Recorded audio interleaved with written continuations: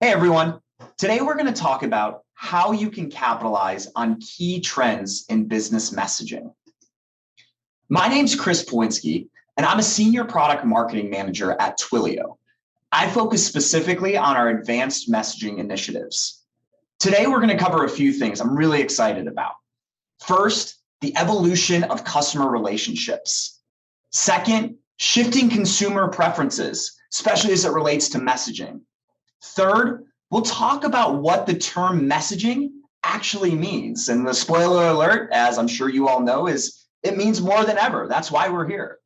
Fourth, I'll walk through the new interesting entry points we're seeing with starting conversations through messaging. And fifth, we'll talk about messaging across the customer journey, covering how to approach it and those best practices. I want to start with the reinvention of customer relationships in this digital era. Everyone has talked about digital transformation, but what does that mean? And where are we going? For the past decade, we've watched companies across every industry transform their business models with digital technology. When it comes to the digital communications and messaging, there was a significant amount of digital augmentation to evolve in-person and phone strategies. There's new touch points on the support side, even things as simple as logging a support ticket. There was web chat for more instantaneous support, including automation with chatbots to make the experience even more streamlined. But what we're finding today is there's this other shift that's occurring, and that's the shift to digital first. This is where consumers want almost every interaction to be digital first, and especially on mobile. They want to build long-term digital relationships with the brands they trust. They expect every interaction they need to really be through digital channels. And they expect these interactions to be treated as one ongoing conversation. It's a consistent conversation with them as a customer. So with that, we're seeing the shift from digital augmentation to digital first. But let's look a little deeper at what this means. What does it mean to move from digital augmentation to digital first? Well, it's an evolution from traditional channels to private messaging applications. When faced with the choice, 75% of consumers indicated they would prefer to engage with a brand over private messaging channels than traditional channels. It's also moving from support tickets to new entry points with solutions like QR codes and the ability to message from search, maps, ads, and more. And it's moving from voice and text to interactive experiences with features like emojis, quick replies, location, even things like group messaging and carousels or product catalogs. But why is this happening? Put simply, consumer preferences have shifted, and they continue to shift and evolve, and they do so quickly. Consumers today, they expect the right message at the right time in any channel they prefer. Second, messaging itself means more than ever before. It's not just a channel like SMS. It truly requires a multi-channel strategy. And there are new entry points that continue to emerge. You're no longer waiting on support tickets to help customers or even web chatbots. There are proactive entry points across the entire customer journey that really help you build these digital relationships. So let's dive deeper into each of these three areas a bit further. We'll start with the first one. Consumer preferences continue to shift. Consumers are telling the market that they want to use private messaging channels. In fact, 51% rank an async messaging channel in their top 3 communication channels with a business. So it is definitely one of their preferred channels. Ultimately, meeting consumers where they prefer, that builds trust with them. 70% of consumers say the ability to message a business instills a deeper level of trust between them and that brand.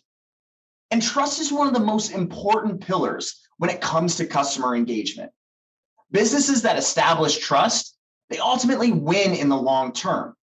In fact, consumers spend 25% more with the businesses they trust. So what we are seeing is actual business impact tied to building trusted interactions with consumers over these messaging channels. But why are these channels preferred? Well, it's really several reasons. Think about yourself as a consumer. These consumers find it more convenient and they get the answers they need faster. Some want an ongoing record of the conversation that they can refer back to at any point. It also meets them in an experience that they're used to. Think about your personal lives. You're using these messaging applications. It allows you to engage with brands in the way that you're used to on a day-to-day basis. We're all really busy. We want these interactions to be the ones we're used to. And you can come back to a conversation at any point in a lot of these messaging applications. You can start something, step away for a second, and come back to it. Ultimately, it puts the consumer in control. And businesses that do it right are telling consumers that they're ready to provide the support and service whenever and wherever they need. This is the experience consumers have come to expect. So let's talk about that second trend. Now that we understand the importance of messaging, let's pause for a second. What does messaging actually mean? Well, it really means more than ever today.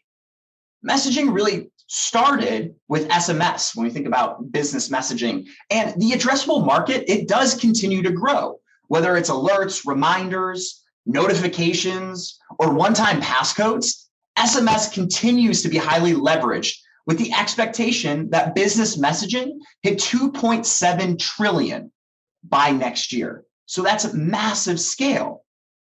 But messaging isn't just SMS. And we're starting to see that global shift. If we look at OTT channels, think about something like WhatsApp. They'll account for 28% of A2P traffic by 2024 globally. And then operator IP, even the things we're seeing with Google Business Messages and Apple Business Chat, and those type of channels, it's set to account for 12% of A2P traffic by 2024. So you can see here, there is this shift that's occurring. And depending on where you're at regionally, you are seeing this more aggressive shift. In fact, for many of you, SMS might not even be the primary channel. Let's look at this in the context of a specific channel like WhatsApp.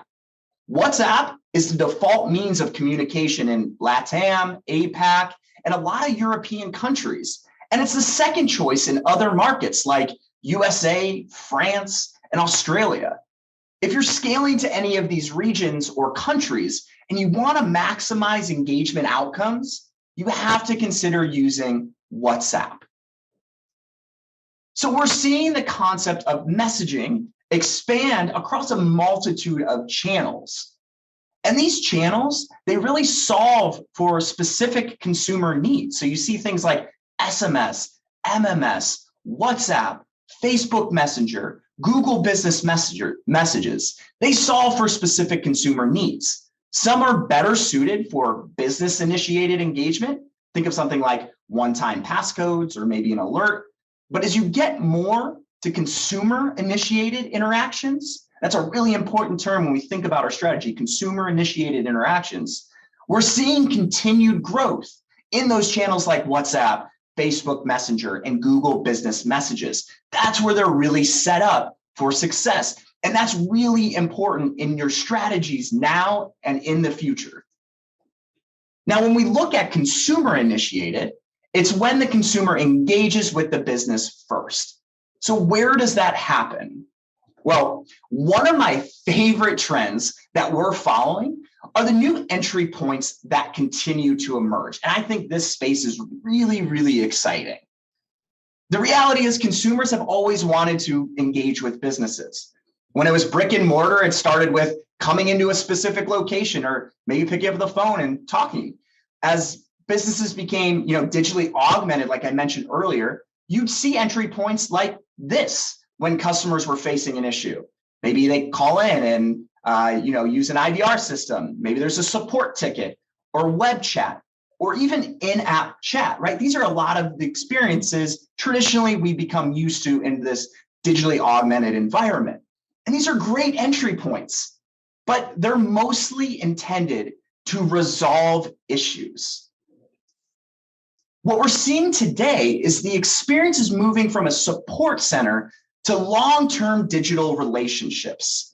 And this is where we're seeing really exciting entry points emerge.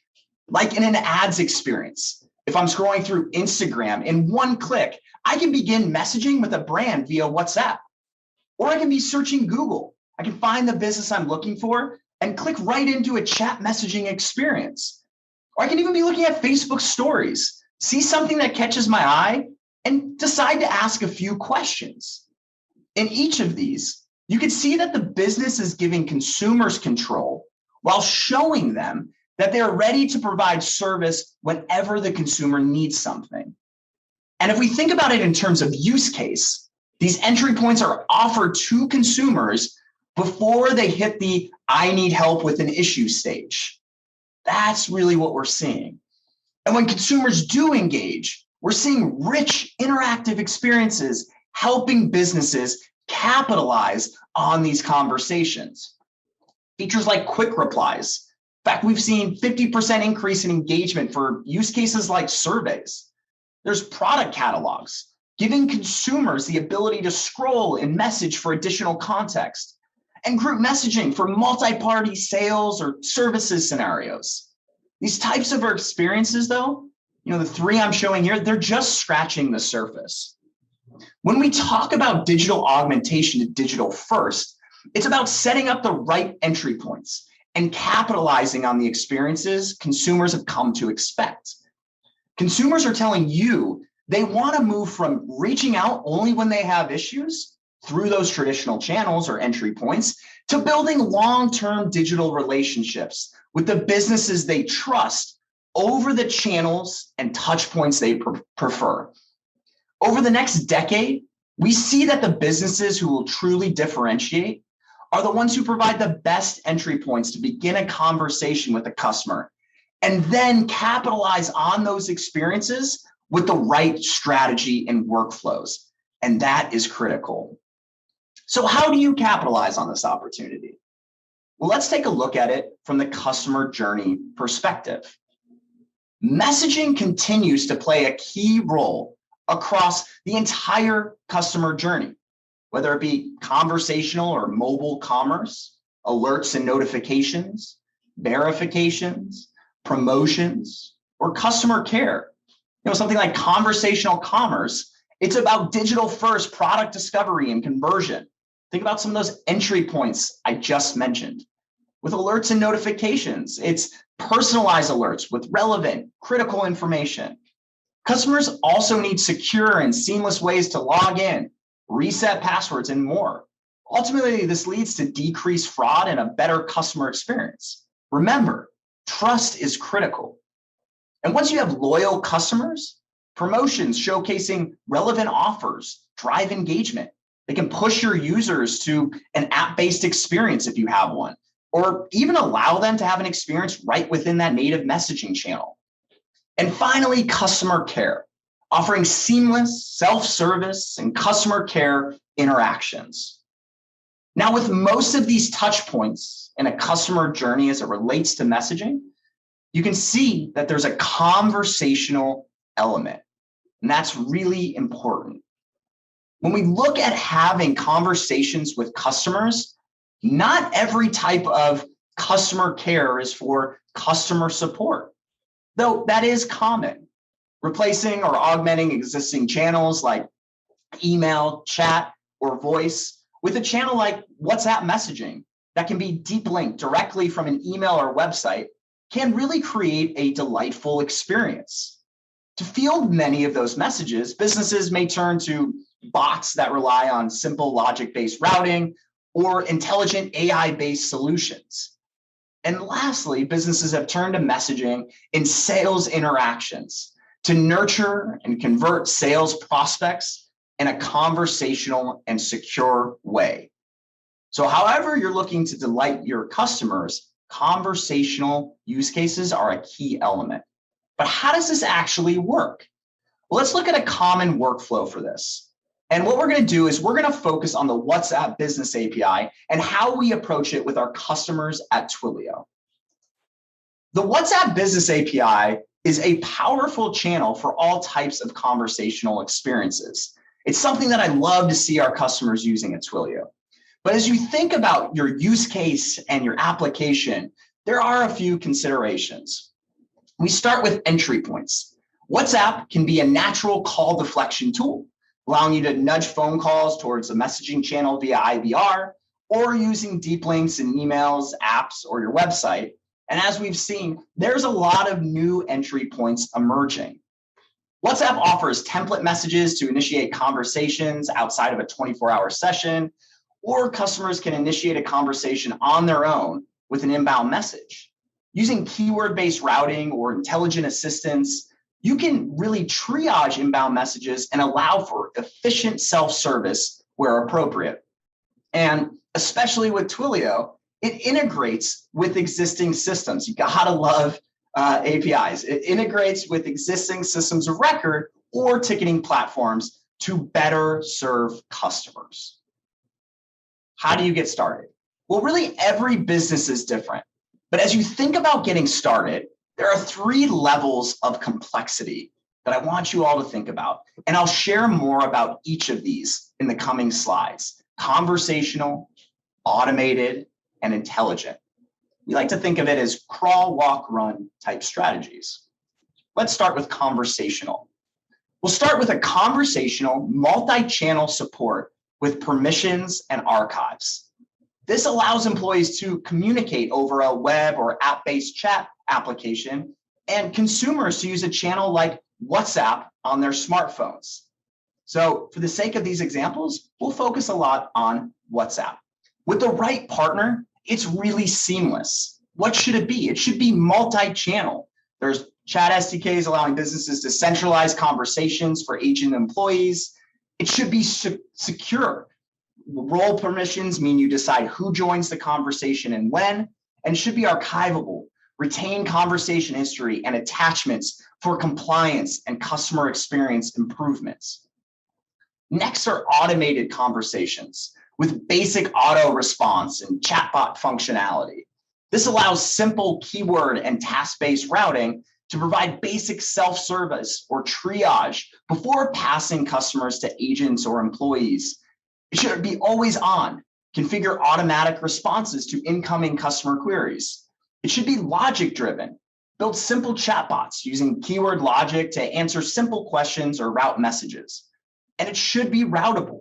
Connect customers with the right point of contact for regional, specialty, or language support. That's really important. But the most advanced customers are building intelligent conversations with intelligent assistance and skill-based routing. It's bot ready, training intelligent assistants to field common inquiries to improve agent or whoever the point of contact is, sales rep efficiency. It's transferable, enabling seamless handoffs between intelligent assistants and humans. And again, it's routable, connecting customers with the right point of contact for that regional, specialty, or language support. Today, we covered a lot. For more trends and best practices around a channel like WhatsApp, as you saw with some of these flows, use this QR code. You can learn more about why businesses should consider WhatsApp for customer engagement, how to prioritize your channel strategy. We talked about that a lot, right? The multi-channel strategy. How do you prioritize? You learn about best practices for expanding your customer engagement strategy and what to know before you get started. So definitely encourage you to check this out. I'll end with this. We found the divide between business and consumer has really never been greater. Consumers have high expectations. When they get frustrated, brand loyalty is lost. But when they're delighted, brand loyalty grows stronger, leading to higher ROI of each interaction. And the exciting part, it's easier than ever to bridge that divide with technology. That's the opportunity. Differentiate and customer engagement with technology. With that, I can't wait to see what you build. Thank you.